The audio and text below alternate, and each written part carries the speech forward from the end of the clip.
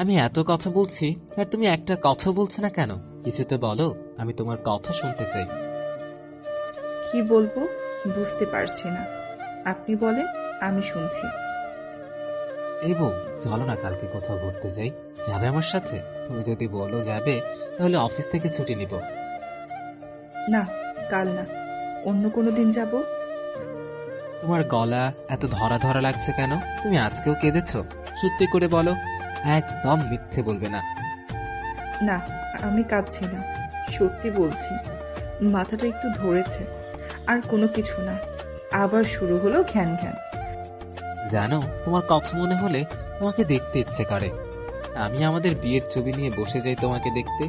তুমি দেখেছো আমাদের বিয়ের ছবি? কোন কোন কোন ছবি তোমার ভালো লেগেছে বলো তো? যে ছবিগুলো তোমার ভালো লেগেছে সেগুলো আমার হোয়াটসঅ্যাপে পাঠিয়ে দিও। আচ্ছা, পাঠিয়ে দিব। পরে কথা বলবো, এখন রাখি। আপনি এখন কাজ করেন। আপনি তো অফিসে, তাই না? হুম, আমি অফিসে। আচ্ছা ঠিক আছে, আমি অফিস ছুটির পর তোমাকে কল দিব। তোমার তো মাথা ব্যথা, তুমি একটু ঘুমিয়ে থাকো। তোমার সাথে কথা বলতে পেরে আমি খুব খুশি হয়েছি। থ্যাঙ্কস এ লট আমাকে এই খুশিটা দেওয়ার জন্য। তোমার ফোন বন্ধ কেন? ফোনে চার্জ দিতে মনে নেই, তাই কখন বন্ধ হয়েছে জানি না। রাতে কিন্তু আমি কল করব, অনেক কথা বলবো তখন। তুমি এক্ষুনি ফোনে চার্জ দিয়ে রাখো, আর ফোন সবসময় অন রাখবে, বুঝলে? হুম, রাখবো। আমি তো লোকটাকে দেখিনি, কার সাথে আমার বিয়ে হয়েছে, সে দেখতে কেমন আমি কিছুই জানি না। তাই রিয়াকে ডেকে বললাম, তোরা আমার বিয়ের ছবি তুলিসনি? রিয়া বলল, কি বলো? কত ছবি তুলেছি, অনেক অনেক ছবি তুলেছি তোমার বিয়ের। কোথায় সেগুলি? আম্মু মোবাইল দিয়ে তুলেছি, সব ছবি আম্মুর মোবাইলে সেভ করা আছে। যা, নিয়ে আয়, আমি দেখব। রিয়া আম্মুর ফোন এনে দিল। লিয়া সবগুলো ছবি নিজের ফোনে নিয়ে নিল, তারপর বলল, যা, আম্মুর ফোন দিয়ে আয়। লিয়া ছবিগুলো দেখছে আর সেই কষ্টের মুহূর্তগুলি মনে করছে। ছবিতে মনোযোগ নেই ওর, ও চলে গেছে সেই কষ্টের মুহূর্তগুলোর কাছে। মুহূর্তেই নিজের সাজানো দুনিয়াটা তছনছ হয়ে গেল। কি ভাবলাম আর কি হলো?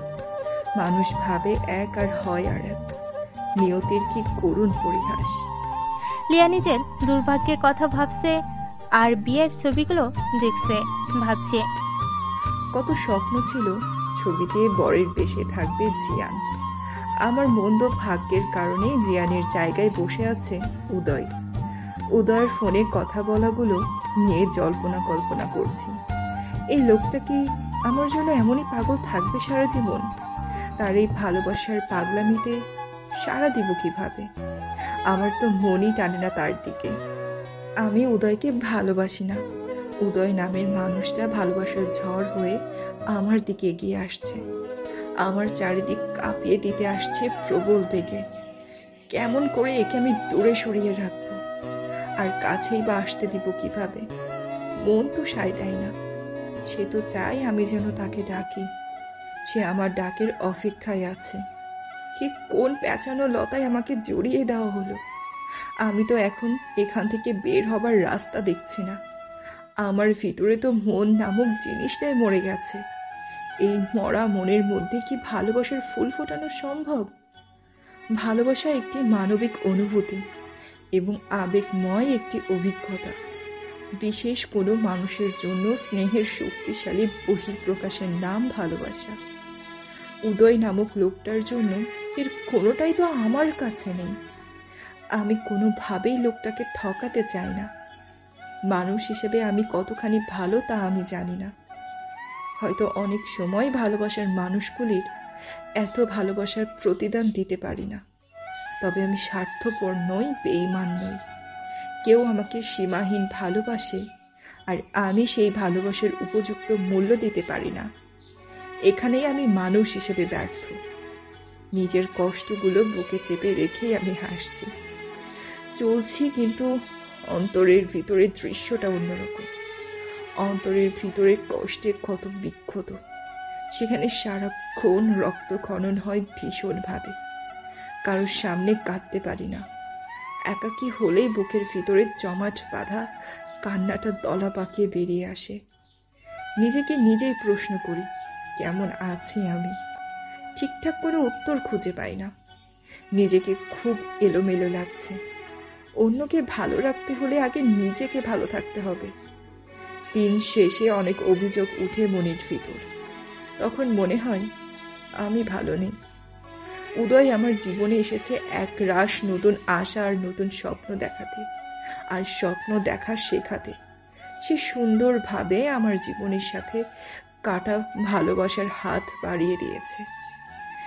অভিমান আর অপমান দুটোই ফিরিয়ে দেওয়া যায়, কিন্তু ভালোবাসা ফিরিয়ে দিব কিভাবে?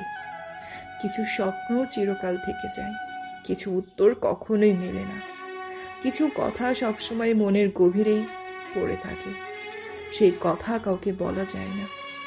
কিছু স্মৃতি চোখের পানির কারণ হয়, ভোলা যায় না কিছুতেই।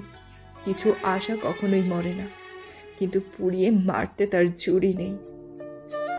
আজ মিজান সাহেব তাড়াতাড়ি বাসায় ফিরে এলো। কাপড় চেঞ্জ করে ফ্রেশ হয়ে ছেলে মেয়েদের নিয়ে ছাদে গেল, সবাই একসাথে বসে গল্প করবে বলে। কাজকর্মের ব্যস্ততার কারণে অনেকদিন বাচ্চাদের সময় দিতে পারেনি। আজকে সময় বের করে সবার সাথে আড্ডা দিতে, গল্প গুজব করতে খোলা ছাদে নীল আকাশের নিচে বসেছে। আজকের আকাশটা খুব পরিষ্কার, আকাশে অনেক নীলচে তারা দেখা যাচ্ছে। আজ বোধহয় পূর্ণিমা। আকাশের বুকে মস্ত বড় গোল একটা চাঁদ সারা আকাশে আলো বিলিয়ে দিচ্ছে। চাঁদের আলোয় চাঁদটা আলোকিত হয়েছে, সবাই সবাইকে স্পষ্ট দেখতে পাচ্ছে। লিয়ার গল্পে কোনো মনোযোগ নেই, সে এক দৃষ্টিতে খোলা আকাশের দিকে তাকিয়ে আছে। অতি গোপনে দীর্ঘশ্বাস ফেলছে। মনের কষ্ট সে কাউকে দেখাতে চায় না।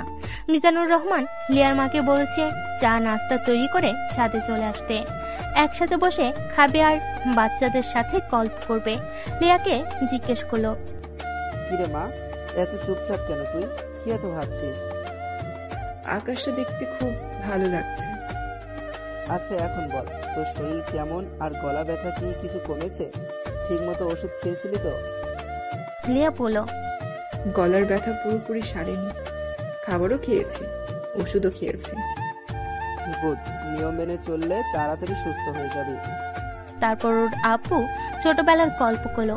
ছোটবেলায় কে কেমন ছিল, কে কতটা দুষ্টু ছিল, কে কতটা রাগী ছিল, সবাই শুনে হেসে কুটি কুটি হচ্ছে। মিজান সাহেব বলল, লিয়া ছিল সব থেকে শান্ত, কখনো জেদ করতো না, কিছুর জন্য বায়না ধরতো না, শুধু গল্পের বই পেলেই খুশি। আর রিয়া ছিল ভীষণ রাগী আর জেদি, যেটা তার পছন্দ হতো সেটা রিয়ারই চাই। রিয়া একবার রেগে গিয়ে কান্না আরম্ভ করলে ওকে সহজে থামানো যেত না, কেঁদে কেঁদে চেহারা লাল করে ফেলতো। রিয়া বলল, আব্বু, ও তো এখনো অনেক রাগী, তাই না? এই কথা শুনে আবার সবাই হেসে ওঠে।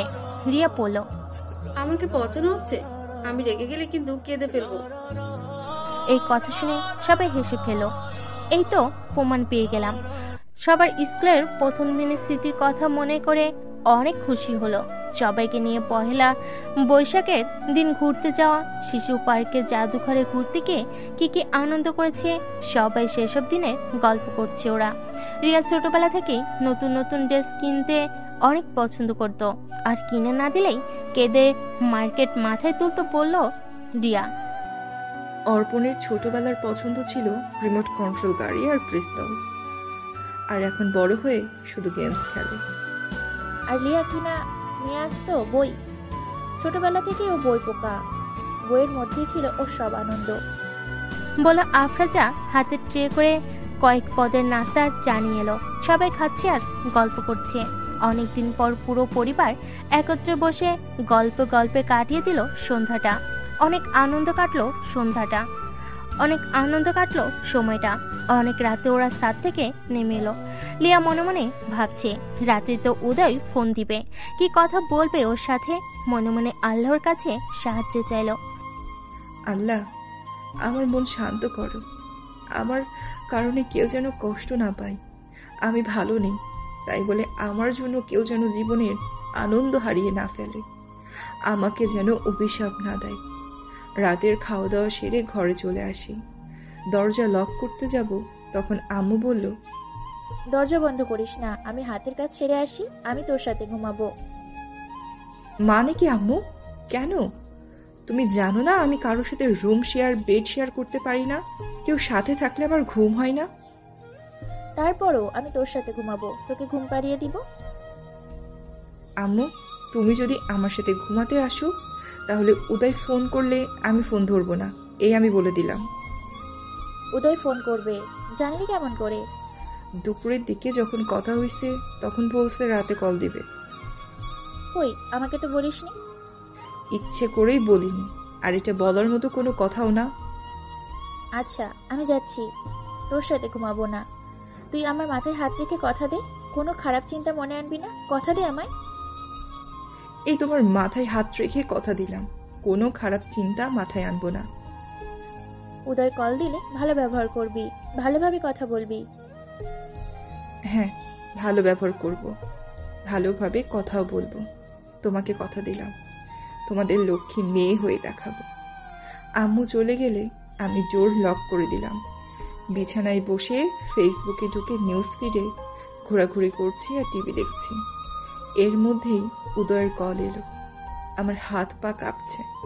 আম্মুকে তো বলে দিলাম ঠিক মতো কথা বলবো, কিন্তু কি কথা বলবো? ওই ব্যাটার সাথে আমার কথা বলতে একদমই ভালো লাগে না। তখন তো অফিস টাইম ছিল, তাই অল্প সময়ে কথা শেষ করতে পেরেছিলাম, কিন্তু এখন কতক্ষণ কথা বলবে কে জানে। 7-5 ভাবতে ভাবতে ফোন রিসিভ করলাম। হ্যালো, আসসালামু আলাইকুম। ওপাশ থেকে ওয়ালাইকুম আসসালাম। কি করছো? কেমন আছো? খাবার খেয়েছো? তোমার শরীর সুস্থ আছে তো? একসাথে এত প্রশ্ন করলে কোনটা রেখে কোনটার জবাব দিব? সবার আগে বলো তোমার মাথা ব্যথা কমেছে কিনা? কমেছে। আপনি কেমন আছেন? আপনার শরীর ভালো আছে? এতক্ষণ ভালো ছিলাম না, এখন তোমার সাথে কথা বলতে পেরে খুব ভালো লাগছে। তোমার সাথে কথা বলার জন্য ব্যাকুল হয়েছিলাম। তোমার সাথে কথা বলতে না পারলে আমার কিছু ভালোই লাগে না, ভীষণ রাগ উঠে যায়। তোমার সাথে কথা বলার পর তোমার কণ্ঠ শুনলেই রাগটা উবে গেল। আপনি বলেছেন রাতে কল করবেন, রাতেই তো কল করলেন, তাহলে রাগের কি হলো? আর ফোন তো বন্ধ ছিল না এখন। আরে না, একটা অফিসিয়াল কল এসেছিল, সেই ব্যাটা কিছুতেই ফোন ডাকছিল না, আর আমিও তোমাকে কল করতে পারছিলাম না, তাই খুব রাগ হয়েছিল। একটুখানি কথা বলার জন্য মনটা খুব আনচান করে। আমি সারাদিন তোমাকে মিস করি। সত্যি করে বলো তো, তুমিও কি আমাকে মিস করো? না, আমি আপনাকে মিস করি বলে মিথ্যা বলা হবে, তবে আপনি আমার ভাবনায় থাকেন। সত্যি বলার জন্য ধন্যবাদ। তুমিও আমায় মিস করবে, আমি তোমাকে বাধ্য করব মিস করাতে। বলেই হা হা করে হাসতে লাগলো। মনে মনে বললাম, ব্যাটা উজবুক, এখানে হাসির মতো কি বললাম যে হা হা করে অট্ট হাসি দিতে হবে? উদয় বলছে, আমি যেখানেই যাই, যেদিকেই তাকাই, সব দিকে শুধু তোমাকেই দেখি। তুমি ছাড়া জানো আমার কিছুই নেই। কিভাবে আমি তোমাকে বোঝাবো তুমি আমার কাছে কি? তুমি আমার হৃদয়ের কতখানি জুড়ে আছো। তুমি আমার কামনায়, তুমি আমার বাসনায়, তুমি আমার সকল প্রার্থনায় আছো। প্রতি মুহূর্তেই তুমি আমার অন্তরের অন্তঃস্থলে আছো। আবার মাঝে একটু গানের কলি গাইল। আমি আর নেই আমাতে, তোমার মাঝে হারিয়ে গেছি। খুব ভালোবাসি তোমায় আমার পিচ্ছি বউ। এত কথা, এত ফিলিংস আমি একাই শেয়ার করছি, আর তুমি কিছুই বলছো না। আমি তোমার কথা শুনতে চাই। কি বলবো? যা মনে চায় তাই বলো। আমি যেমন তোমাকে পেয়ে আত্মহারা হয়ে যা মনে আছে সব বয়ে যাচ্ছি, এমন করে বলো। আপনি আমাকে পিচ্চি বউ বললেন কেন, জানতে পারি? পিচ্ছি বউ বলেছে এই জন্য যে তুমি আমার চেয়ে বয়সে অনেক ছোট। আমি তোমার চেয়ে বড়, বছরের বড়। সেই হিসেবে তুমি আমার কাছে পিচ্ছি। পিচ্ছি বলতে রাগ করলে নাকি? বয়সের এত ডিস্টেন্স আপনার আর আমার মাঝে, এই বিয়েটা কি মানানসই হলো? আপনি বলুন। আসলে কি জানো, আমি পরিবারের বাধ্য ছেলে। সারা জীবন অপেক্ষা করেছি বাবা মায়ের পছন্দে বিয়ে করব বলে। কলেজ, ভার্সিটি লাইফ পার দিয়েছি, কিন্তু একটা প্রেম পর্যন্ত করিনি। বিয়ের পর বউয়ের সাথে প্রেম করব বলে হৃদয়ের সব প্রেম ওটার জন্য ইনটেক রেখেছি। বলেই আবার হা হা করে হাসলো। তুমি আমার দাদুর পছন্দ করা মেয়ে। দাদু আর বাবার কথা মতো তোমাকে বিয়ে করে ফেললাম। আমার বয়সের জন্য কি তোমার আমাকে মেনে নিতে কষ্ট হচ্ছে? আমি কি তেমন কিছু বলেছি? আমি নিজের ইচ্ছা অনিচ্ছা সব আব্বু আম্মুর ওপর ছেড়ে দিয়েছি। এবার তোমার সম্পর্কে কিছু বলো। আপনি বলুন, আমি শুনছি। আমার শুনতে ভালো লাগছে। তোমার মায়াভরা মুখটাকে সারা জীবন ধরে আমার পাশে বসিয়ে দেখতে চাই। সে সৌভাগ্যের অধিকারী হতে চাই। দূরে বসে বিয়ের ছবি দেখে দেখে আর সময় কাটতে চায় না। মন ভরে না। তোমাকে কতখানি ভালোবাসি তা তুমি জানো না। এদিকে তাকাই সেদিকেই তোমাকে দেখি। বাস্তবে আমি তোমাকে দেখতে চাই, ছুতে চাই, বুকে জড়িয়ে ধরতে চাই, তোমার শরীরের ঘ্রাণ নিতে চাই, তোমার শরীরের উষ্ণতার পরশ পেতে চাই, গোলাপের পাপড়ির মতো তোমার চিকন ঠোঁটের উন্মাদ করা ভালোবাসা পেতে চাই, বিনিময়ে ভালোবাসা দিতে চাই যা শুধু তোমারই প্রাপ্য। কি বলছে লোকটা? লজ্জা শরম কিছুই নেই নাকি? শুনেই কান গরম হয়ে যাচ্ছে। আর ওপাশে মানুষটা অবলীলায় অকপটে বলে যাচ্ছে সব। তোমার জন্যই এতকাল জমিয়ে রেখেছি আমার যতকে। আমার বুকের জমানো ভালোবাসা সব তোমার। মনে কথা বলে মন ভরে না। কাছে পেতে চাই, খুব কাছে, বুকের খুব কাছে। কবে তোমায় কাছে পাবো? আমি তো বিবাহিত ব্যাচেলার হয়েই রয়ে গেলাম। আমি আমার বউয়ের জামাই হতে চাই। তোমার অনেক ভালোবাসি বউ, আমার নিজের চাইতেও বেশি ভালোবাসি। তোমায় ভালোবেসে আমার প্রাণও তোমার কাছে বন্দি করেছে। এত ভালোবাসা ভালো না। বেশি ভালোবাসলে কষ্ট পেতে হয়। আমি অনিচ্ছাকৃত কোনো ভুল করলে তখন ভীষণ কষ্ট পাবেন। তুমি আমায় কষ্ট দিবে? আমার তা মনে হয় না। যারা কাঁদতে পারে তাদের মন খুব নরম হয়, আর নরম মনের মানুষ কাউকে কষ্ট দিতে পারে না। তারা প্রচন্ডভাবে ভালোবাসতে জানে। তারা নিজের চাইতে অন্যের মনের খবর বেশি রাখে। কে কিসে কষ্ট পেতে পারে এই ব্যাপারে তারা খুব সচেতন থাকে। তাদের মনটা থাকে পবিত্র আর সরল। আপনার মতো করে ভালোবাসতে পারবো কিনা জানি না, তবে আমি চেষ্টা করব আপনাকে ভালো রাখার। এখন ফোন রাখি, ঘুম পাচ্ছে খুব। আরেকটু কথা বলি, তোমার কি সত্যিই ঘুম পাচ্ছে? না, আজ আর কোনো কথা নয়।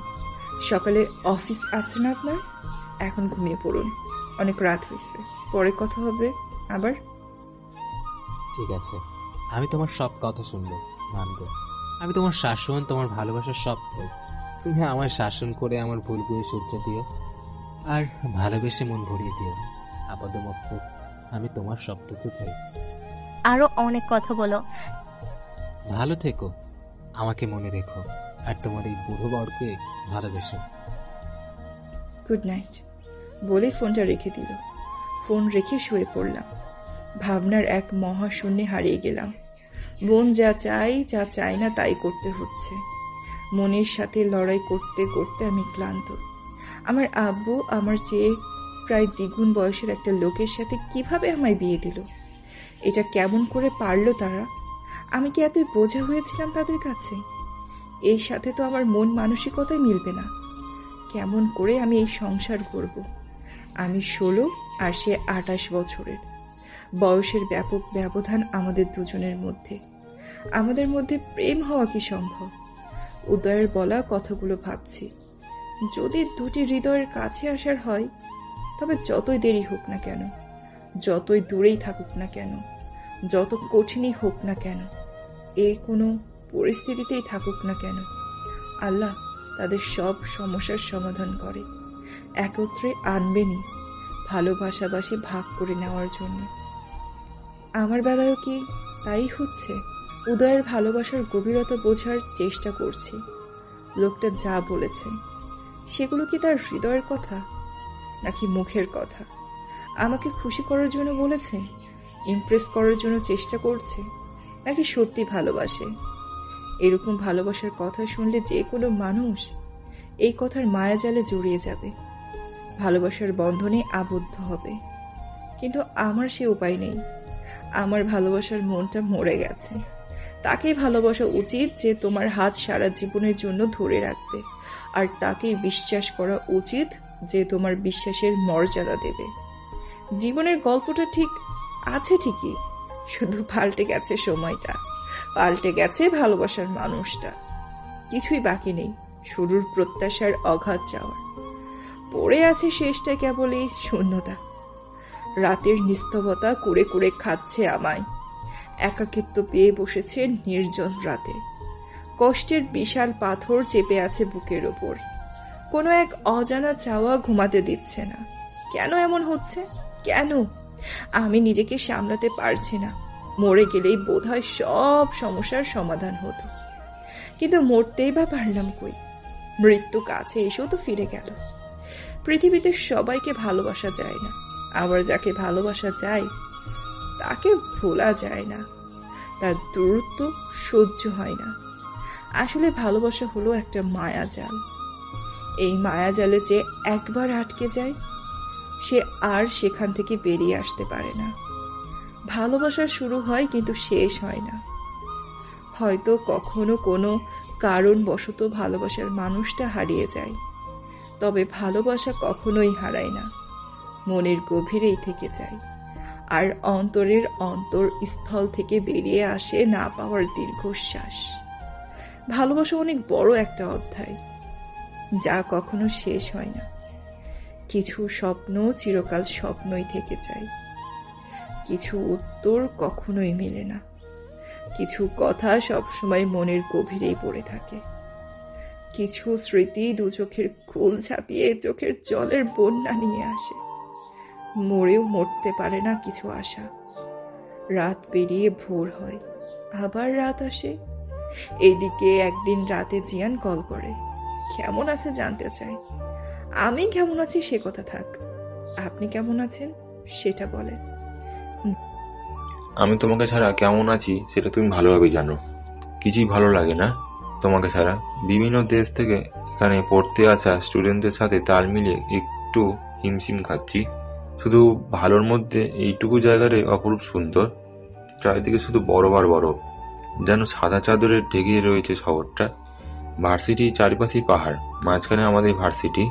প্রচণ্ড ঠান্ডার সাথে তাল মিলাতে পারছি। এক গাদা শীতের মোটা কাপড়, মাফলার, উলের টুপি, হ্যান্ড গ্লাভস, পায়ে জুতা পরে থাকতে হয়। এটা খুব বিরক্তিকর, কিন্তু কিছু করার নেই। লিয়া তেমন কোনো কথা বলল না, চোখের জলে ভেসে শুধু শুনল জিয়ানের কথা। এদিকে ঘটে যাওয়া ঘটনা সে জিয়ানকে কিছুই বলল না। বলে কি হবে, শুধু দুঃখই পারবে। থাক না কিছু কথা অজানা, পরে তো একসময় জানবে। জিয়ান, আপনি আমাকে ফোন দিয়েন না, সময় সুযোগ বুঝে আমি আপনাকে কল করব। কেউ দেখে ফেললে সমস্যা হবে। আচ্ছা, আমি কল করব না, তুমি নিজেই সুবিধা মতো ফোন দিও। আমি চাই না তুমি আমার জন্য কোনো সমস্যা পড়ো। তোমাকেও মিস করি বাগিনী, তোমার জন্যই খুব কষ্ট হয়। মন চায় ছুটে চলে আসি তোমার কাছে। আমাকে ভুলে যেও না, আমাকে মনে রেখো আর আমার হয়ে থেকো। লিয়া জিয়ান দুজনেই অনেক কাঁদল। এই বিরহ ব্যথা ভালো লাগছে না কারোর কাছে। আরো কিছুক্ষণ পর কথা বলার পর ফোন রেখে দিল। লিয়া জিয়ানের কান্না দেখে ভয় পেল, ওর জন্য জিয়ানের পড়াশোনায় যেন ক্ষতি না হয়ে যায়। এভাবেই কেটে গেল কিছুদিন। উদয় আর লিয়ার দুজনের দীর্ঘক্ষণ ফোনে কথা হয়, ভিডিও কলেও কথা হয়। উদয়ের সাথে লিয়ার সম্পর্ক অনেকটাই সহজ হয়ে এসেছে, কিন্তু ভালোবাসা হয়নি। উদয় যখন তখন ফোন দিলেও আর কাঁপাকাঁপি শুরু হয় না। কি কথা বলবো তার জন্য মনে মনে রিহার্সেল দিতে হয় না। ওর ফোন আসলে আর বিরক্তই হই না, বরং ফোন না আসলে একটু অবাক হই। ওর কি কোনো সমস্যা হলো? ওর কি কিছু হয়নি তো? কখনো কখনো আমি নিজেই কল দেই, ফোন না দেওয়ার কারণ জেনে নেই, আর হালকা রাগও দেখাই। এর মাঝে আমরা দুজন কখনোই বাইরে বেড়াতে যাইনি। উদয়ও আমার বাসায় আসেনি। আমি বাসায় বলে রেখেছিলাম যেন উদয়কে এই বাসায় দাওয়াত করে ডাকা না হয়। আব্বু আম্মু দাবু সবাই বলেছে ব্যাপারটা খুব খারাপ হচ্ছে। বিয়ে হয়েছে কিন্তু আমার জামাইকে আমাদের বাসায় আনছিস না, এটা ওদের পরিবার কিভাবে দেখছে কে জানে। নিশ্চয়ই খারাপ ভাবছে আমাদের। পরে ওরা অনেক কথা শোনাবে। ভেবে দেখো একবার, ওদের জায়গায় আমরা হলে কি করতাম। এটা লিয়া খুব বাড়াবাড়ি করছে। ধর্মীয় মতে বিয়ে হয়েছে, একজন স্বামী তার স্ত্রীর কাছে আসবে, এটাই স্বাভাবিক। আমরা লিয়ার এই ব্যবহারের জন্য খুব লজ্জায় পড়ে যাচ্ছি। লিয়ার এক কথা তুলে নেওয়ার আগে উদয় ওর বাড়িতে আসবে না। ফোন তো রেগুলার কথা হচ্ছে, বাসায় আসতে হবে না। আর তোমরা যদি আমার কথা না শুনে ওকে বাড়িতে ডাকো, তাহলে আমি বাড়ি থেকে কোথাও চলে যাব। আমার এই কথা শোনার পর আর কেউ উদয়কে দাওয়াত করে আনার সাহস করেনি। ভয় পেয়েছে আবার কোনো অঘটন ঘটিয়ে না ফেলে। উদয় একদিন অভিমান করে আমাকে বলেছিল, তোমাদের বাসা থেকে আমাকে কেউ ইনভাইট করেনি, আনতেও কেউ যায়নি, এমনকি দাদিও আমাকে আসতে বলেনি। কেউ আমার মনের কথা বোঝেনি। আমারও যে বউর কাছে যেতে মন চায় সেটা কেউ ভাবেনি। বউয়ের সান্নিধ্যে পেতে মন চায়, কেউ বোঝার চেষ্টা করেনি সে কথা। আমি ভেবেছিলাম বিয়ের পরদিনই বোধ হয় আমাকে নিতে আসবে, কিন্তু কেউ আমাকে আমার বউয়ের কাছে পৌঁছে দেয়নি। আমি সত্য বলবো, মনে রেখো, তুলে নেওয়ার পর আর বাবার বাড়ি যেতে দিব না, তখন বুঝবে কেমন লাগে। বউ থাকতেও আমি চিরকুমার। উদয় অনেকবার বলেছে বাইরে কোথাও মিট করার কথা, আমি রাজি হইনি। উল্টো বাসায় আসতেও নিষেধ করেছি। বলেছি আপনাদের বাসায় আমাকে তুলে নেওয়ার আগে আমরা সামনাসামনি কখনোই দেখা করব না। এ কথা শুনে ও প্রথমে একটু রাগ হয়ে বলেছিল, তুমি পাষাণ, তুমি আমাকে একটুও ভালোবাসো না। আমি যতটা ভালোবাসি তার ছিটো ফোটাও তুমি আমাকে ভালোবাসো না। তোমার জন্য আমার মনে যতটা ফিলিংস আছে তোমার মধ্যে এর বিন্দু পরিমাণও আমি দেখতে পাচ্ছি না। আমাকে কাছে পেতে চাইলে তাড়াতাড়ি বউ তুলে নেওয়ার ব্যবস্থা করে। সেটাই করতে হবে দেখছি, আমি সেই ব্যবস্থাই করব। তোমাকে খুব কাছে পেতে মন চায়। আপনার সাথে আমার বিয়ে হয়েছে, আপনি আমার স্বামী, আপনার সাথে আমাকে সারা জীবন থাকতে হবে, এটা অস্বীকার কোনো উপায় নেই। আমাকে আপনাদের বাসায় তুলে নেওয়ার আগে আপনাকে নিয়ে এই বাসায় এক ঘরে থাকা আমার একেবারেই অসম্ভব। আমি লজ্জায় মরে যাব তাহলে। উদয় বলল, তোমার কথাই ঠিক। তোমার আমার দেখা হবে আমার বাসায়, আমার বিছানায়, সাজানো বাসর ঘরে। অনেক ভালোবাসাবাসী হবে সেই রাতে। উদয়ের মা বাবা দাদু সবাই একটু রাগ লিয়াদের উপর। এতদিন হয়ে গেল ছেলে বিয়ে দিয়েছে, তারা উদয়কে তাদের বাসায় দাওয়াত করেনি বা নিতেও আসেনি। এ কেমন কথা? বউ নিজেও শ্বশুরবাড়ির লোকেদের কোনো খোঁজ খবর নেয়নি, একটা ফোনও করেনি। তারও ফোন করলেও দু একটা কথা আর হুহা ছাড়া বিশেষ কোনো কথা হয়নি। উদয়রা মিজানুর রহমানের পরিবারকে দাওয়াত দিয়েছিল, কিন্তু ওনারা আসেনি। লিয়ার দাদুর শরীর খারাপ, এজন্য লিয়ার দাদু নিজেও কোথাও যায় না, আর ওনাকে একা রেখে ওর আব্বু আম্মু কোথাও যায় না। কাউকে না কাউকে ওনার কাছে থাকতে হয়। মিজান সাহেব দাওয়াত ফিরিয়ে দিয়ে বলেছিল, আমরাও তো যেতে পারবো না, তাই আপনারা আসুন একদিন। উদয়ের পরিবার দাওয়াত ফিরিয়ে দেয়।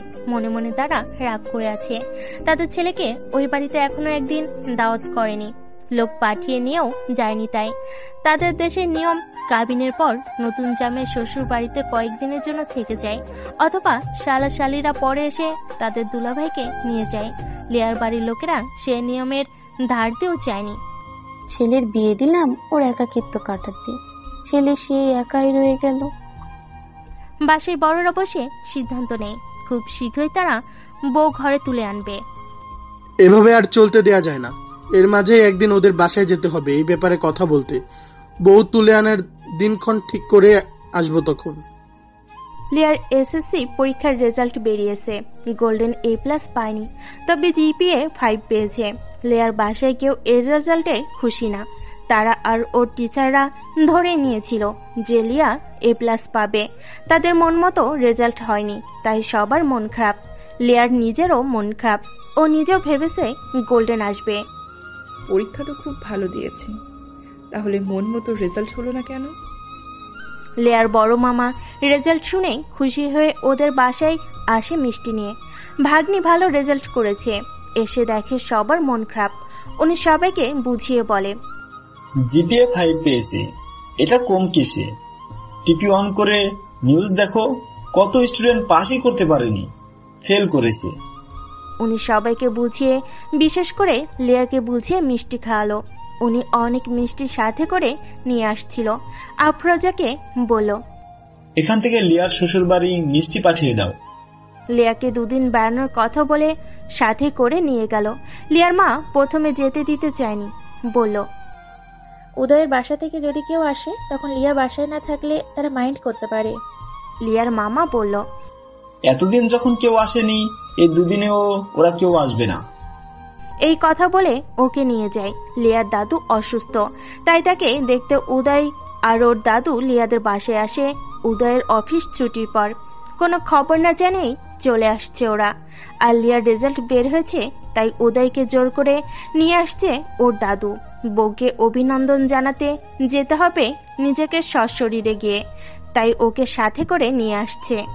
অনেক মিষ্টি আর প্রচুর ফলমূল নিয়ে আসছে উদয়। বিয়ের পর এই প্রথম শ্বশুরবাড়ি এসেছে সে। এসে উদয়ের মন খারাপ হয়ে গেল লিয়া বাসায় নেই শুনে।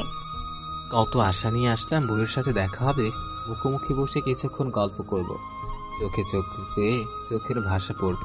আমার সব আশায় সে ঘুরে বাড়ি। মনে মনে একটু রাগও করলাম। এর শোধ আমি তুলবই। 1 সপ্তাহ ফোন করব না, ফোন করলে রিসিভও করব না, তখন বুঝবে কেমন মজা লাগে। আরো কিছুক্ষণ থেকে গল্প গুজব করে তারপর ওরা চলে যায়। মামার বাসা থেকে লিয়া পরের দিনই চলে আসে। ওর ওখানে ভালো লাগছিল না। মন ভালো না থাকলে কোথাও গেলেও ভালো লাগে না। মনের ভিতর অস্থিরতা নিয়ে বেড়াতে ইচ্ছে করে না। বাসায় এসে শুনে উদয় আসছিল ওর দাদুকে নিয়ে। মনে মনে ভাবলো, ভালো হয়েছে আমি বাসায় ছিলাম না, ওর মুখোমুখি হতে হয়নি। আমি বাসায় থাকলে দাদু ওকে থেকে যেতে বলতো, আর সেও সুযোগ বুঝে যেত। আর এদিকে লজ্জায় আমার মাথা কাটা যেত। তারপর উদয়কে ফোন দেয়। উদয় ফোন ধরে না, বারবার কল দিল, একবারও রিসিভ করলো না। লিয়া বুঝতে পারলো বাসায় এসে না পাওয়াতে সাহেব রাগ হয়েছে। উদয় ইচ্ছে করেই ফোন রিসিভ করেনি। তার উপর ওর প্রচন্ড মাথা ব্যথা, গায়ে জ্বর জ্বর ভাব, মাথার ব্যথায় বমি হয়েছে কয়েকবার।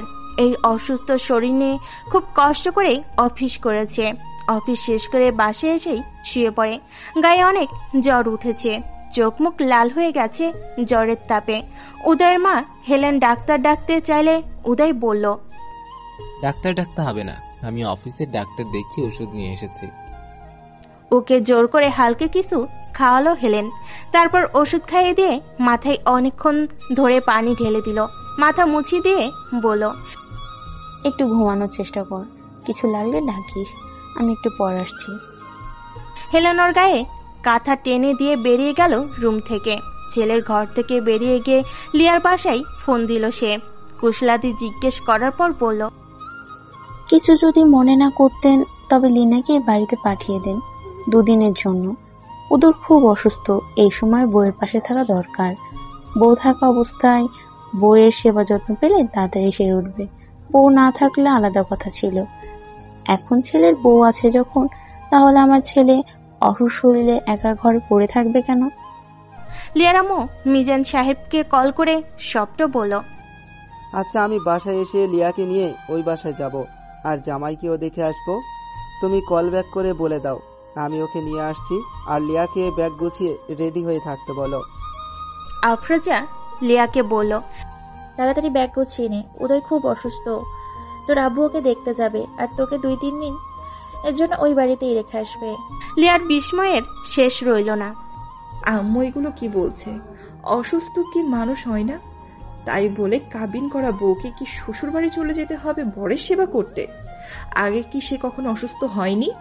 তখন কিভাবে সুস্থ হয়েছে? আর আমি গিয়ে কি করব? আমি কি ডাক্তার? আর রোগীর সেবা সম্পর্কে আমার কি কোনো জানা আছে? ধরছাই কিচ্ছু ভালো লাগে না। আমি কেন যে বেঁচে ফিরলাম? মরে গেলে সব কিছু ফেস করতে হতো না। মিজানুর রহমান লিয়াকে নিয়ে উদয়ের বাসায় এলো। নতুন বিয়ে বাড়ি যাচ্ছে, তাই সাথে নিল অনেক ফলমূল আর মিষ্টি। চাইনিজ রেস্টুরেন্ট থেকে সুপার চাইনিজ খাবার নিল পার্সেল করে। উদয়ের মা বলল, এসবের কোনো দরকার ছিল না ভাই সাহেব, শুধু লীলাকে পাঠিয়ে দিলেই হতো। উদয়ের জ্বর এখন কিছুটা কম। মিজান সাহেব আর লিয়াকে নিয়ে ওর মা উদয়ের ঘরে গেল ওকে দেখতে। মিজান সাহেব কিছুক্ষণ মেয়ের জামের সাথে কথা বলে অসুস্থতার খোঁজ নিল। তারপর ওকে বিশ্রাম নিতে বলে রুম থেকে বেরিয়ে চলে গেল। সাথে ওর মাও চলে গেল রুম থেকে। বসার ঘরে গিয়ে বসলো তারা। ঘরে রইল শুধু উদয় আর লিয়া।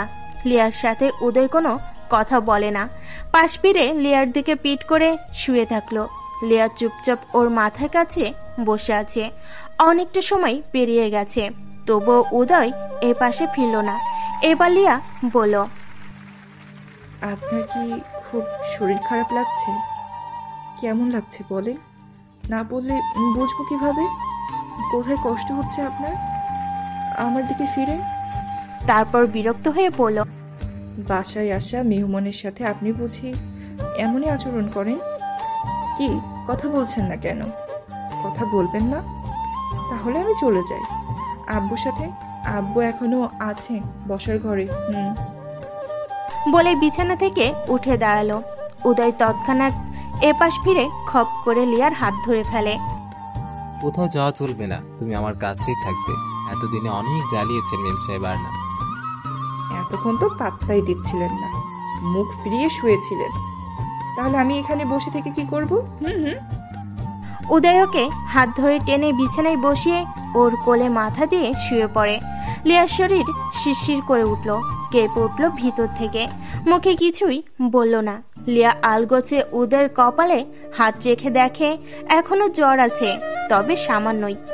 উদয় লিয়ার হাতটা কপাল থেকে সরিয়ে বুকে এনে সাথে জড়িয়ে ধরে। লিয়া বলল, এখন তো জ্বর তো খুব সামান্য, উঠেন আব্বুকে বিদায় দিয়ে আসি। হেঁটে যেতে পারবেন? পারবো, চলো। বসার ঘরে এসে বসলো ওরা। শাশুড়ি মা বলল, তোমাকে উদর অসুস্থ হওয়া পর্যন্ত কয়েকদিন এখানে থাকতে হবে বৌমা। উদরের পাশে তোমার থাকা দরকার। ও হঠাৎ খুব অসুস্থ হয়ে গেছে। শোনো, তোমার বাবার যে খাবারগুলো নিয়ে এসেছে ওই যে টেবিলে রাখা আছে, ওখান থেকে স্যুপ এনে উদরকে খাইয়ে দাও। লিয়া পড়ল মহা যন্ত্রণায়। এ তো কঠিন লজ্জার কথা। আব্বু বসে আছে, বাড়ির সবাই বসে আছে, তাদের সামনে কেমন করে ওদেরকে খাওয়াবো? উদয় ব্যাপারটা বুঝতে পেরে বলল, মা আমি এখন কিছু খাবো না, তুমি পাঠিয়ে দিও, পরে খাবো। চা নাস্তা খেয়ে কিছুক্ষণ সবার সাথে গল্প করে মিজান সাহেব বিদায় চাইল। উদয়ের দাদু বলল, এখন যাবে কি? রাতের খাবার খেয়ে তারপর যাবে। না না আঙ্কেল, তা পারবো না। রাতের খাবারটা আমি বাবার সাথেই খাই। জানেন তো বাবা খুব অসুস্থ থাকে ইদানিং। বাবা আমার জন্য অপেক্ষা করে থাকেন। অন্য কোনো দিন এসে খাবো। আজ আমি আসি, ফোন করে খবর নিব। লিয়াকে উদয়ের খেয়াল রাখার জন্য কথা বলে লিয়ার মাথায় হাত বুলিয়ে আদর করে সবার থেকে বিদায় নিয়ে চলে গেল।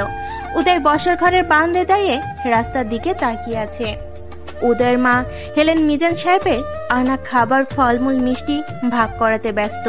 ছেলে শ্বশুর বাড়ি থেকে প্রথম কিছু এসেছে, সবাইকে কিছু কিছু ফলমূল মিষ্টির ভাগ দিয়ে খেতে হবে, না হলে ভালো দেখায় না।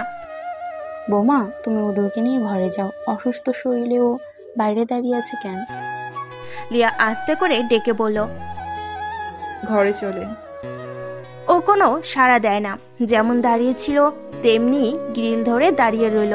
তারপর কাপা কাপা হাতে উদয়ের হাত ধরে পড়ল, চলেন ঘরে, বিছানায় শুয়ে রেস্ট করবেন।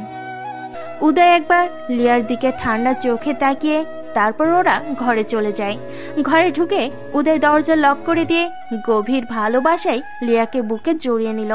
নিবিড় আলিঙ্গনে একে অপরের হৃদস্পন্দন শুনতে পাচ্ছে। লিয়া এসবের জন্য মোটেও প্রস্তুত ছিল না। আশঙ্কিক জড়িয়ে ধরতে ওর হার্টবিট দ্বিগুণ বেড়ে গেল। ওর হার্টবিট অসম্ভব রকম বেড়ে গেছে। বুকের ধুকপুকানি থামানো যাচ্ছে না কিছুতেই। উদয় লিয়ার চুলের ভিতর নাক ডুবিয়ে ঘ্রাণ নিল। মন মাতানো সেই ঘ্রাণ। কোনো পুরুষকে পাগল করতে এই ঘ্রাণই যথেষ্ট। উদয় আষ্টে পৃষ্ঠে লিয়াকে জড়িয়ে ধরে রেখেছে। ওর গায়ের জ্বরের উত্তাপ লিয়ার গায়েও অনুভূত হচ্ছে। লিয়া উদয়ের বলিষ্ঠ বাহুর বন্ধন থেকে নিজেকে মুক্ত করতে অনেক জোরাজুরি করছে, কিন্তু পেরে উঠছে না। ঘাড়ে, গলায়, গালে অমিশ্রণ ঠোঁট ছুঁয়ে যাচ্ছে অবাধে। তারপর কপালের সাথে কপাল মিলিয়ে নাকের সাথে নাক ঘষে দিল। নাকের উপর একটা চুমু দিল উদয়। লিয়ারও কেমন একটা অনুভূতি হচ্ছে। গায়ের লোম দাঁড়িয়ে যাচ্ছে, লজ্জায় মুখ লাল হয়ে উঠেছে। অনেকক্ষণ চলে এই খুনছুটি। তারপর একসময় ওকে ছেড়ে দিয়ে বিছানায় বসিয়ে দিল। লিয়া যেন একটু স্বস্তি পেল। লজ্জায় মাথা তুলে দাঁড়াতে পারছে না, চোখে চোখ রাখতে পারছে না। অসভ্য লোকটা কি করলো এগুলো? লজ্জা শরমের মাথা খাইছে মনে হয়। জ্বরের তাপে মাথার তার ছেড়ে গেছে মনে হয়। নির্লজ্জ ব্যাহা খচ্চর একটা, তার ছেঁড়া খটাস। লিয়া উঠে গিয়ে বলল, আমি আপনার জন্য খাবার নিয়ে আসি। এই বলে যেতে নিলেই হাত ধরে টেনে নিজের কাছে এনে কোলের উপর বসিয়ে দিল। আর পিছন থেকে দু হাত দিয়ে জাপটে ধরে রইল। আবার ওর কাঁধে, ঘাড়ে, গলায় নাক ঘষল আর বলল, কোনো খাবার আনতে যেতে হবে না, তুমি এভাবেই আমার কোলে বসে থাকো। লিয়ার খুব অস্বস্তি ফিল হচ্ছে। লোকটা এমন করছে কেন? ব্যাটার লজ্জা সরম কি কিচ্ছু নেই? আজব তো, দেখায় একটা। এর কাছে বেশিক্ষণ থাকা নিরাপদ না। কি করি এখন? দেখে তো মনে হয় না সেবা পেতে আমাকে এখানে এনেছে, মনে হচ্ছে রোমান্স করতে এনেছে। কিছু সময় বসার পর জোর করে কোল থেকে উঠে পড়ল, বলল, মা কি ভাববে এভাবে দরজা বন্ধ করে থাকলে? আমার খুব লজ্জা লাগছে। ছাড়েন আমাকে, আপনি খুব নির্লজ্জ একটা মানুষ, লাজ শরমের বালাই নেই বলে দরজা খুলে বেরিয়ে গেল। উদয় মুচকি হেসে বিছানায় শুয়ে পড়ল। নির্লজ্জ বলো আর যাই বলো, তোমাকে আমার সাথেই থাকতে হবে আর ভালোবাসার অত্যাচার সহ্য করতে হবে। ভীষণ ভালোবাসি বউ, আমি তোমার মায়ের জালে জড়িয়ে গেছি, এই মায়া কাটানো অসম্ভব। লিয়া খাবার আনতে শাশুড়ির কাছে গেল। শাশুড়ি মা দুজনের জন্য খাবার সাজিয়ে দিয়ে বলল, তুমি ওর সাথে বসে খেয়ে নাও। একটু পর ট্রেতে করে স্যুপ সহ আরো খাবার নিয়ে এলো, সাথে ওষুধ নিয়ে এলো। উঠেন, খেয়ে নিন। তখন কি বলেছিলে মনে নেই? কি বলেছিল? আমাকে তোমার হাত দিয়ে খাইয়ে দিতে বলনি, আমি অসুস্থ, হাত দিয়ে খেতে পারবো না, আমাকে তুমি নিজের হাতে খাইয়ে দাও। ওরে বুড়ো বেটার ঢং দেখো, আর কতক্ষণ যে অসভ্যতা করেছেন, তখন অসুস্থ ছিলেন না? বুড়ো কোথায় দেখলে? তোমার চেয়ে মাত্র 12 বছরের বড় আমি। বয়স কোনো ব্যাপার না, সেটা একটা সংখ্যা মাত্র। আসল হলো মনের মিল। মনের মিল থাকলে সব ঠিক। আর একটু আগে যা হলো সেটাকে অসভ্যতা বলে না, বলে রোম্যান্স। বুঝলে বোকা রানী? নাও এখন খাইয়ে দাও, আমার ভীষণ ক্ষুধা পাইছে। উদয়ের ভাষণ শুনে লিয়া বাধ্য হয়ে উদয়কে খাবার খাইয়ে দিল। উদয়ও লিয়াকে খাইয়ে দিল। খাওয়া দাওয়া শেষ করে উদয়কে মেডিসিন খাওয়ালো। এটো প্লেট পেয়ালা রাখতে গেলে শাশুড়ি মা বলল, ওর দিকে খেয়াল রেখো, জ্বর যদি আবারও বাড়ে আমাকে ডাক দিও। এবার যাও, ঘরে যাও। লিয়া রুমে আসলো, বলল, এই যে, আপনি কিন্তু আমার অনুমতি ছাড়া আমাকে টাচ করবেন না। মানে কি বুঝলাম না? বুঝতে হবে না, শুধু আমাকে টাচ করবেন না, করলে আমি কিন্তু কান্না করব। ওকে, আমি তোমাকে টাচ করব না, তুমি কান্না করো না, শুধু আদরে আদরে ভরিয়ে দিব। আর সেই তখন থেকে আপনি আপনি করছো কেন? ভালো লাগছে না শুনতে। তুমি করে বলো, স্বামী স্ত্রী মাঝে তুমি সম্বোধনটাই মানায়, আপন আপন মনে হয়, তাতে নিজেদের মধ্যে বোঝাপড়াটা খুব সহজ হয়ে যায়। এই অসভ্য লোকটা তো থামার পাত্র না মনে হচ্ছে, সারা রাত ধরে জ্বালাবে বোধ হয়। কি করা যায় এখন? লিয়া ঘরের চারিদিক দেখছে। আধুনিক সব ফার্নিচারে সুসজ্জিত, খাটের পাশে কম্পিউটার টেবিলের সাথে রিভলভিং চেয়ার, সব ফার্নিচার আছে, শুধু নেই শোবার মতো বড় কোনো সোফা বা কোনো কাউচ। সিঙ্গেল একটা সোফা আছে খাটের বিপরীত দিকে, কিন্তু সিঙ্গেল। সোফায় তো বসে বসে রাত পার করা যাবে না। এখন আমি ঘুমবো কোথায়? আর মহাশয়ের কথার ধরন ভালো লাগেনি, আবার শুরু হয়ে যাবে সামনে পেলে রোমান্টিক অত্যাচার। আমি তো ফ্লোরেও ঘুমাতে পারি না, তাকেও ফ্লোরে ঘুমাতে বলতে পারবো না, কারণ তার গায়ে তো জ্বর। কি করি এখন? পালিয়ে যেতে ইচ্ছে করছে। ও আল্লাহ, কেন তুমি আমাকে এভাবে বিব্রতকর অবস্থায় ফেলো? কখনো কারোর সাথে রুম শেয়ার করিনি, আর এখানে ওনার সাথে বেড শেয়ার করতে হবে। আর এই লোকটা সর্বক্ষণ রোমান্টিক মোডে থাকে। কত ধরনের জ্বালাতন করবে কে জানে, ভাবতে গায়ে কাটা দিচ্ছে। কি হলো, দাঁড়িয়ে আছো কেন? শোবে না নাকি দাঁড়িয়ে দাঁড়িয়ে সারা রাত পার করার প্ল্যান আছে? শোবো, খুব ঘুম পাচ্ছে। আপনি একটু ওইদিকে সরেন, আমি এই পাশে ঘুমাবো। আপনি যদি বিছানার মাঝে শুয়ে থাকেন তবে আমি কোথায় শুবো? আর শুনুন, আমি আপনার চেয়ে 12 বছরের ছোট, তাই আমাকে আপনি আপনি করে হচ্ছে আমি আপনাকে আপনি বলবো, তুমি করে বলতে আমার সংকোচ হচ্ছে। তাহলে আমি তোমাকে আপনি করে বলবো, তখন ভালো লাগবে তো? এই না না, কখনো না। আমার মতো একটা বাচ্চা মেয়েকে আপনি আপনি করে বলবেন কেন? আমার খুব লজ্জা করবে। আর একটা কথা শোনো, আজ রাতে আমরা কেউ ঘুমাবো না। কেন ঘুমাবো না? কেন? তাহলে কি করব? সারা রাত জেগে থাকবো? আজকে রাতে জেগে থেকে তোমার সাথে চুটিয়ে প্রেম করব, যেটা আগে কখনো করিনি। আমি সারা জীবন কোনো প্রেম করিনি। সবসময় ভেবেছি যাকে বিয়ে করব তার সাথেই প্রেম করব, একমাত্র তাকেই ভালোবাসবো। আমার সমস্ত প্রেম ভালোবাসা শুধু আমার বউয়ের জন্য জমিয়ে রেখেছি। ও আচ্ছা, তো এর সাথে না ঘুমানোর সম্পর্ক কি বুঝলাম না, বুঝিয়ে বলে। আজ সারা রাত আমরা গল্প করে কাটিয়ে দিব, পাশাপাশি অনেক আদর করব। বাজে কথা রেখে কি গল্প করবেন? তাড়াতাড়ি গল্প শেষ করেন, আমি ঘুমাবো। আমার বউকে নিয়ে আমি যত স্বপ্ন দেখেছি সেসব গল্প করব, আর তোমার জীবনের সব কথা শুনবো। এমা বলে কি? আমি না আজ খুব ক্লান্ত, কাল গল্প করি।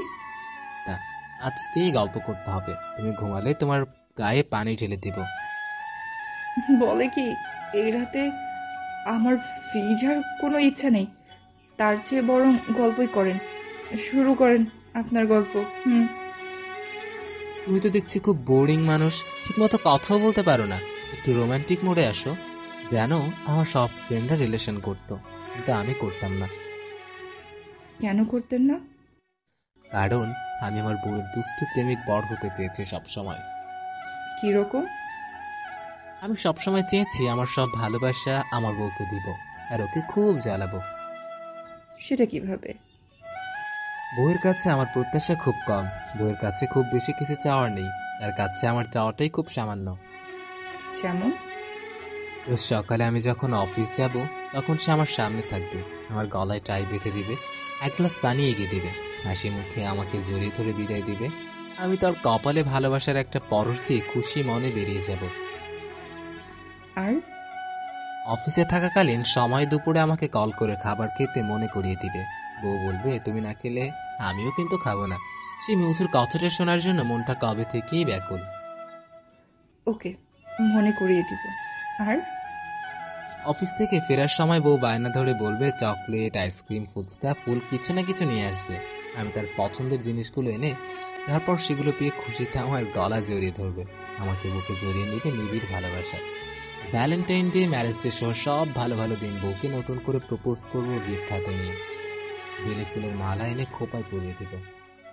আর কুয়াশা ভরা চাঁদনি রাত আমার পছন্দ, তাই দুজনে বেরিয়ে পড়বো বেড়াতে, হাতে হাত রেখে হেঁটে যাব লম্বা রাস্তা ধরে। ওকে। মাঝে মাঝে বারান্দায় দোলনায় বসে একই কাপে দুজনে চা খাবো। রাতে বৃষ্টি হলে চাঁদে গিয়ে দুজনে বৃষ্টিতে ভিজবো, বৃষ্টিতে ভিজতে ভিজতে বুকে কোলে নিয়ে হাঁটবো।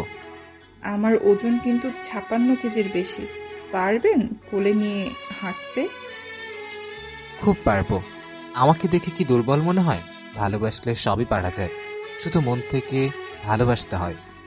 একটু আমার দিকে তাকান তো, আপনাকে একটু ভালো করে দেখি। এত রোমান্স কই পান? আপনাকে দেখে তো মোটেও রোমান্টিক মনে হয় না, মনেই হয় না আপনি যা যা বলছেন সেগুলি আপনার মনের মধ্যে কি ঘোরের স্বপ্ন হয়ে।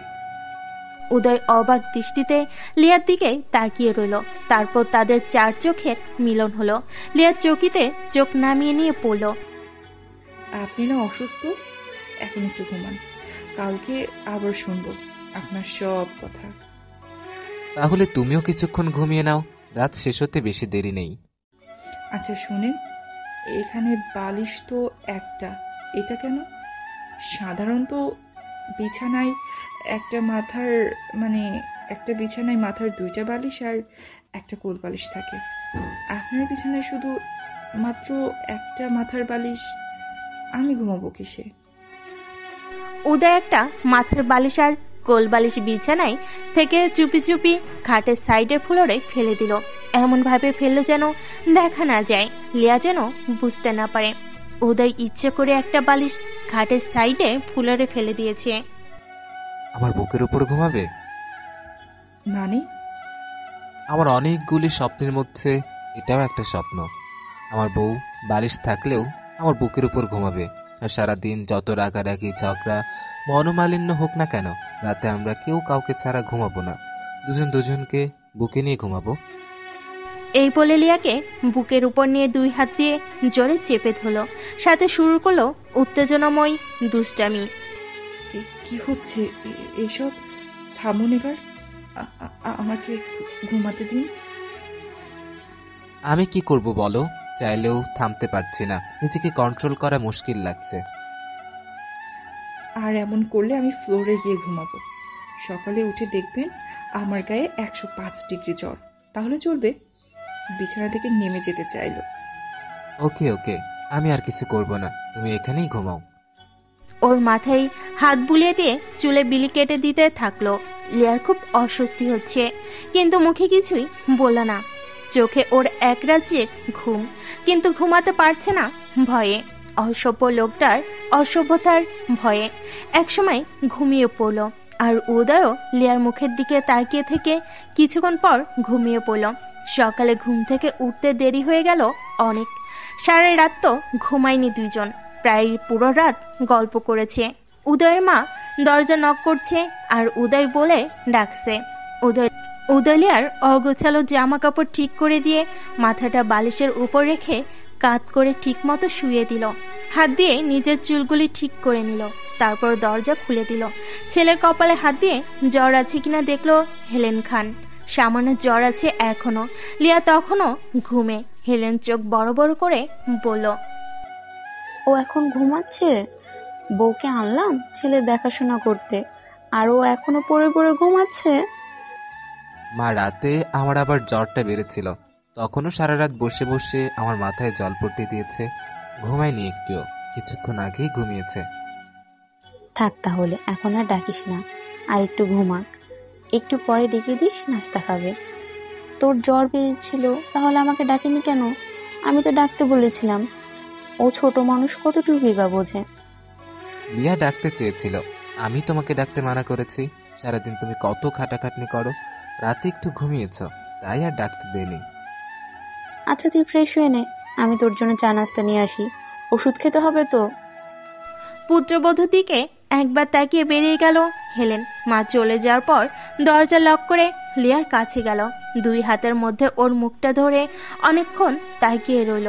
বিড়বিড় করে বলল, বড্ড বেশি ভালোবাসে তোমাকে পিচ্ছি। এই পিচ্ছি বউটার মাঝে লুকিয়ে আছে আমার প্রাণ ভোমরা। তুমি আমার জান। তারপর ওর কপালে একটা গাঢ় চুমু এঁকে দিলাম। তুমি কি কখনোই বুঝবে না আমার ভালোবাসার টান কতখানি তোমার জন্য? ওর নাকে নাক ঘষে দিল, গালের সাথে গাল ঘষে দিল। উদয়ের গালের খোঁচা খোঁচা দাড়ির ঘষাতে শিউরে উঠল লিয়া। তবুও চোখ খুলল না, চুপচাপ চোখ বন্ধ করে শুয়ে রইল। ওর চুলে হাত বুলিয়ে দিয়ে ডাক দিল উদয়। লিয়া জেগেছিল, ঘাপটি মেরে চোখ বন্ধ করে পড়েছিল। মাপ ছেলের কথা শুনছিল আর মনে মনে হাসল উদয়ের বলা মিথ্যাগুলো শুনে। চোখ খুলছে না দেখে উদয়ের মাথায় দুষ্ট বুদ্ধি খেলে গেল। সে লিয়া ঠোঁটে ঠোঁট ছোঁয়ালো। লিয়া দ্রুত চোখ খুলে তাকিয়ে শোয়া থেকে উঠে বসলো, বলল, মাকে মিথ্যা বললেন কেন? ওরে দুষ্টু, তুমি জেগেছিলে? ফাজিল একটা, ঘুমের ভান করে আমাদের মা ছেলের কথা শোনা হচ্ছিল। আর কোনটা মিথ্যা বলছি? আপনার জ্বর বেশি হয়েছিল, আমি সারা রাত আপনার মাথায় জলপট্টি করেছি। এইসব কি মিথ্যা কথা না? মিথ্যা কই বললাম, সেবাই তো করেছ। আমার গল্প শুনে রাত জেগেছিলে। এটা আমার সেবার চেয়ে কোনো অংশেই কম না। এই সেবাটাই আমার শরীরের জন্য আর মনের জন্য সবচেয়ে বেশি উপকারী ছিল। লিয়াকে বুকের সাথে জড়িয়ে ধরে আর কিছুক্ষণ শুয়ে থাকলো উদয়। লিয়া ওর বাহু জোরে থাকতে চাইল না, মুড়োমুড়ি করতে থাকলো, সরে যেতে চাইছে। উদয় বলল, একদম নড়বে না, চুপ করে শুয়ে থাকো। আমাকে ফিল করতে দাও যে আমার পিচ্ছি বউ আমার বুকেই আছে। আমি কোনো স্বপ্ন দেখছি না। সকালে ঘুম ভাঙার পর চোখ খুলে গেলেও অনেকক্ষণ বউকে বুকে জড়িয়ে শুয়ে থাকবো। এটাও আমার চাওয়া কুলির মধ্যে একটা। একটু পর লিয়াকে বলল, এখন ওঠো, ওয়াশরুমে যাও, ফ্রেশ হয়ে এসো, মা নাস্তা আনতে গেছেন। লিয়া বিছানায় শুয়ে চোখ বন্ধ করে ভাবছে। বুঝতে শিখার পর কোনোদিন কারোর সাথে রুম শেয়ার করিনি। মামার বাসায় গেলে কাজিন বোনেদের সাথে আড্ডা দিতে দিতে আর গল্প করতে করতে রাত পার হয়ে যেত। জেগেই রাত পার করেছি সেখানে। আর এখানে সম্পূর্ণ আলাদা পরিবেশ, নতুন লোকজন। যার সাথে রাত পার করলাম তার চেহারা তো আগে দেখিনি। তার সাথে রুম শেয়ার তো করলামই, বেড শেয়ারও করলাম। সময়ের পরিস্থিতি আমাকে কোথায় নিয়ে যাচ্ছে ভেবেই অবাক হচ্ছি। লিয়া ব্যাগ থেকে টুথব্রাশ হাতে নিয়ে ওয়াশরুমে গিয়ে দাঁত ব্রাশ করে চোখে মুখে পানির ঝাপটা দিতেই ঝাপসা চোখে আয়নায় নিজের চেহারা দেখে চিন্তা করছে, কোথায় ছিলাম, কোথায় থাকার কথা, আর কোথায় আছি। মন তুমি ঘুরে বেড়াও নানান রঙের রঙিন প্রজাপতি হয়ে দূর দূরান্তে। তোমাকে ধরা যায় না, ছোঁয়া যায় না, কিন্তু মন তোমার ঠিকানা খুঁজে না পেয়ে দেহটা আমার বেদনায় নীল হয়ে গেছে। এই নীল বেদনা ছাড়লো না আমায়। এই বেদনাগুলো প্রতিনিয়ত আমাকে কষ্ট দিয়ে যায় আর বলে, তোর জড়ময় হয়েছে সকল কষ্ট সহ্য করার জন্য আর কষ্ট লুকিয়ে রাখার জন্য। উদয় অন্য রুমের ওয়াশরুমে গিয়ে ফ্রেশ হয়ে ঘরে এসে বসেছে। ওর মা নাস্তা নিয়ে এলো। লিয়া শাশুড়িকে নাস্তা নিয়ে আসতে দেখে বলল, আমরা তো টেবিলেই যেতে পারতাম, কষ্ট করে এখানে নিয়ে এলেন কেন? আচ্ছা ঠিক আছে, এখন এখানে খেয়ে নাও, দুপুরে টেবিলে বসে সবার সাথে খাবে। দুজনের নাস্তা শেষ হলে ওদেরকে ওষুধগুলো খাইয়ে দিও। লিয়া কি যেন ভেবে চলেছে, নাস্তায় মনোযোগ নেই তার। উদয় খেয়াল করলো ব্যাপারটি। কি এত ভাবো সারাক্ষণ? তারপর নিজ হাতে লিয়াকে নাস্তা খাইয়ে দিল, নিজেও নাস্তা খেয়ে নিল, ওষুধ খেলো। লিয়া নাস্তার খালি প্লেট পিস গুছিয়ে শাশুড়ি মার কাছে গেল। মা, কিছু করতে হবে? তাহলে আপনার সাথে করি। না মা, কিছু করতে হবে না, আমি ওকে নিয়ে সব কাজ করে ফেলবো। তুমি নতুন এসেছো, এখন কি কাজ করবে? একদিন তো তোমাকে সব সামলাতে হবে। এখন তুমি শুধু আমার ছেলের দিকে খেয়াল রেখো, ওর কি লাগে না লাগে সেদিকে লক্ষ্য রেখো, তাহলেই হবে। এখন ঘরে যাও, ও একা আছে। লিয়া এদিক ওদিক উকি দিচ্ছে। বাসাটা খুব চুপচাপ, কেউ নেই নাকি? হেলেন বললেন, এখন বাসায় কেউ নেই, সবাই যার যার কাজে বেরিয়ে গেছে। তোমার শ্বশুর অফিসে, উচ্ছ্বাস ভার্সিটিতে, এমনি কলেজে। ঘরে যাওয়ার সময় উদয়ের দাদুর সাথে দেখা হলো লিয়ার। গতকাল দাদুর সাথে দেখা হয়েছে, কিন্তু সালাম দেওয়া ছাড়া আর কোনো কথা হয়নি। লিয়া দাদুকে সালাম দিয়ে আবার পায়ে হাত দিয়ে সালাম করলো। দাদু, কেমন আছেন আপনি? শরীর ভালো আছে আপনার? হ্যাঁ দাদুভাই, আমি ভালো আছি। তোমাকে এই বাড়িতে দেখে ভালো লাগছে। দাদুর সাথে বসার ঘরে বসে কতক্ষণ কথা বলল। দাদু নানান ধরনের কথা জিজ্ঞেস করলেন। আমার দাদু কেমন আছে জিজ্ঞেস করলেন। তাদের বন্ধুত্বের পুরনো দিনের অনেক গল্প করলেন। তারা কতটা প্রিয় বন্ধু আর আপনজন তাও বললেন। উদয়ের জ্বর কি কমেছে? এখন কি অবস্থা? এখন জ্বর অনেকটা কম। জ্বর আবার থাকে কি করে? জ্বরের ওষুধ যে চলে এসেছে। লিয়া লজ্জা পেয়ে মাথা নিচু করে ফেলল। কি করছে ও? চলো ওকে একটু দেখে আসি। লিয়া আর দাদু ঘরে ঢুকলে উদয় পড়ল। এসো দাদু, বসো। দাদুর কপালে হাত রেখে দেখলেন। এখনো জ্বর আছে? দাদু দুষ্টামি করে বললেন। তা তোমার বাসর কেমন কাটলো? আর বাসর, জ্বরেই আমার অবস্থা খারাপ করে ফেলেছে। কালকে মাথা ব্যথা আর জ্বরে আমি পাগল হয়ে গেছিলাম। সেই চরম অবস্থা দেখেই তো মা লিয়াকে এই বাড়িতে নিয়ে এলো। কোথায় ভাবলাম বউ সাজিয়ে ধুমধাম করে খুব তাড়াতাড়ি ওকে ঘরে তুলে আনবো, কিন্তু আমার অসুখের জন্য এইভাবে ওকে এখানে আসতে হলো, যা আমি মোটেও চাইনি। মা লিয়াকে এনে শুধুই অস্বস্তিতে ফেললো, অপ্রস্তুত করলো। বেচারি নতুন জায়গায় নতুন পরিবেশে এসে বিপাকে পড়েছে। এ বাড়ি ওর নিজের বাড়ি, বিপাকে পড়বে কেন? দাদুভাই, তুমি যেমন করে খুশি এখানে থাকবে। এখানে তোমার ভুল ধরার কেউ নেই। তুমি বাড়ির প্রথম বউ, তোমার পাওয়ার অনেক, বুঝেছ? তারপর দাদু আরো দু চারটা অন্যান্য কথা বলার পর বলেন, তোমরা গল্প করো, একে অন্যের কাছে এসো, দুজন দুজনকে ভালোভাবে জেনে নাও, তবেই তোমাদের সম্পর্ক সহজ হবে। দাদু চলে গেলেন ঘর থেকে। বউ, দরজা লক করে দিয়ে আসো। লিয়া একটু অবাক হয়ে তাকালো। এই দিনের বেলায় দরজা বন্ধ করতে বলছেন কেন? যা বলছি তাই করো। এক কথা দুইবার বলতে আমি পছন্দ করি না। দরজা লক করে এখানে আসো। লিয়া দরজা লক করে দিল। ভয়ে ভয়ে সামনে যেতেই লিয়ার হাত ধরে নিজের কাছে টেনে নিল। দুই হাত দিয়ে ওর মুখটা কাছে এনে নিজের ঠোঁট লিয়ার ঠোঁটের সাথে চেপে ধরল, দখল করে নিল লিয়ার অধর ওষ্ঠ। ভালোবাসার রাজ্যে হারিয়ে গেল সে। জোরে একটা কামড় দেওয়ায় লিয়ার ঠোঁট কেটে যায়। ব্যথায় লিয়া উদয়কে ধাক্কা দিয়ে ঠোঁট ছাড়িয়ে নিয়ে দৌড়ে ঘর থেকে বেরিয়ে বারান্দায় চলে গেল। ঠোঁট ছাড়িয়ে নেওয়ার সময়ও ঠোঁটে যথেষ্ট ব্যথা পেয়েছে, ঠোঁট কেটে রক্ত বেরিয়েছে। বারান্দায় বসে কান্না করে দিল লিয়া। উদয় হতভম্ব হয়ে গেল।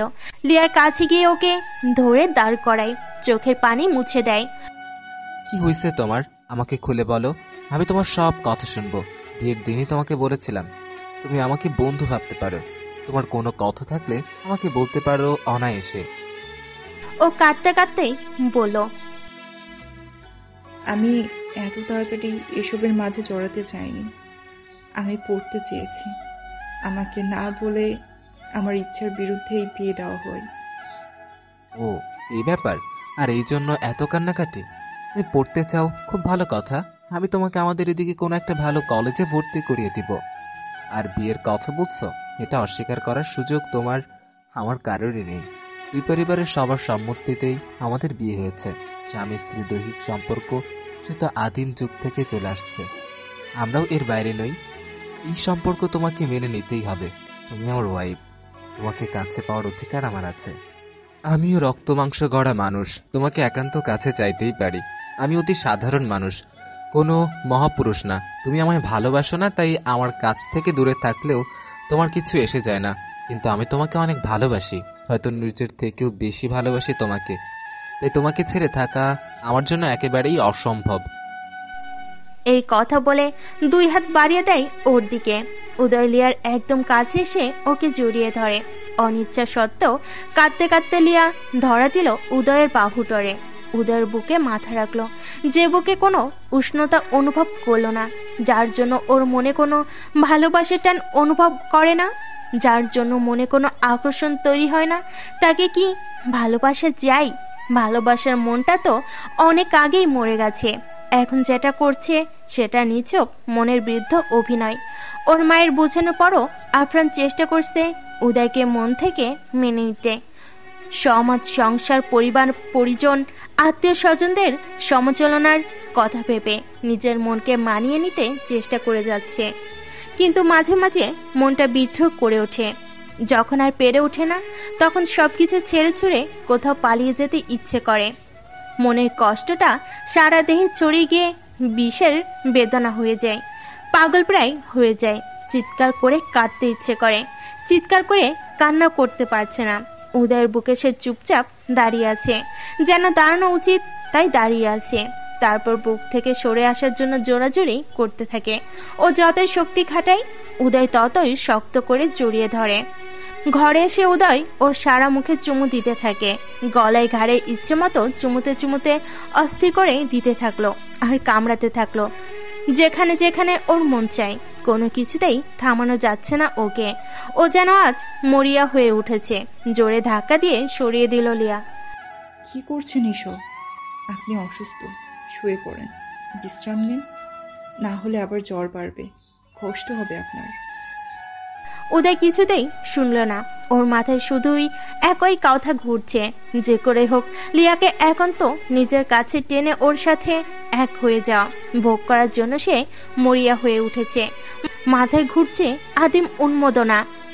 উদয় উত্তেজনাময় আদর আদরে ভরিয়ে দিতে থাকলো লিয়াকে। ওর ঠোঁটে ঠোঁট বসিয়ে চেপে ধরে। লিয়ার ঠোঁট চুষে সমস্ত রস নিংড়ে নিতে চাইল যেন ও। ব্যথায় লিয়া ছটফট করছে, সেদিকে উদয়ের খেয়াল নেই কোনো। উদয় লিয়াকে নিয়ে বিছানায় শুয়ে পড়ল। ওর অবাধ্য দুটি হাত লিয়ার সমস্ত শরীর জুড়ে ঘুরে বেড়াচ্ছে, সারা শরীরে দাঁত বসিয়ে দিচ্ছে বেশ জোরেই। সেই অবাধ্য হাতের যথেষ্ট ব্যবহারও প্রচন্ড ব্যথায় সৃষ্টি হচ্ছে লিয়ার গায়ে। চিৎকার করতেও পারছে না, মুখ চেপে ধরে ধমকে ওঠে। ভয়ে অমানসিক অত্যাচারগুলি সয়ে নিচ্ছে, বাধা দিচ্ছে বারবার, কিন্তু কোনো বাধাই আজ মানতে নারাজ উদয়। নিশ্চুপ লিয়ার চোখ দুটো কষ্টের লোনা পানির ধারা বয়ে যেতে লাগলো। ওর ভয়াল থাবা থেকে নিজেকে কিছুতেই ছাড়াতে পারছে না। উদয় এক আদিম খেলাতে মেতে উঠেছে। সঙ্গীর ইচ্ছা অনিচ্ছার কোনো তোয়াক্কাই সে করছে না। উদয় কাম তাড়নায় এতটাই উত্তেজিত যে ভালোবাসার বদলে সেখানে চলছে হিংস্রতা। শারীরিক ক্ষুধা মেটাতে সে মরিয়া হয়ে উঠেছে। কোনো দিক খেয়াল নেই তার। সাথের মানুষটা মরল না বাঁচল, কোনো খেয়ালই নেই সেদিকে। সে শুধু নিজে পাওনা আদায়ে ব্যস্ত। অনেকক্ষণ সময় ধরে দুই ক্ষুধা মেটানোর পর উদয় লিয়ার কাছ থেকে আলাদা হলো। লিয়া প্রায় বেহুশ। এই মুহূর্তে যা হলো সেটাকে বৈধ ধর্ষণ ছাড়া আর কিছুই বলা যায় না। উদয় নিজের জৈবিক চাহিদা মেটাতে পেরে খুব খুশি।